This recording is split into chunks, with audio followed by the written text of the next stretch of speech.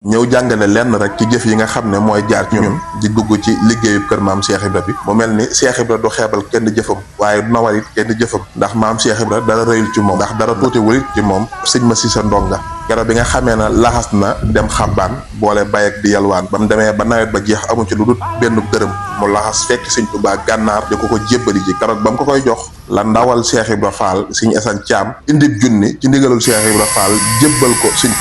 Tuubaa ne borom junni bii day borom dërëm bi lay seere ndax borom dërëm bi yéene woon na junni Cheikh Moussa Ka wax ne sëñ ma si sa ndonga dem ba xabbaan boole bay ak di yalwaan amul lu dul benn dërëm ca mbay ma mu xam ne yàllaa ko dogal ca at ma mu fab dërëm ba yóbbu gànnaar jox ko Serigne Touba mu dolli koo waar lay loola ba muy nuyoog Cheikh Bamba Cheikh Ibra Fall yónnee junni ca bis ba Serigne Assane Thiam moo ko yóbbu gànnaar ci ndigalal Cheikh Ibra Fall may jàmba Cheikh Bamba naan kaay leen seere ndax junni bii kat dërëm bi lay seere mu ne borom dërëm bi yéene woon na junni waaye man Cheikh Bamba lu ma waay yéene ma ful ko junni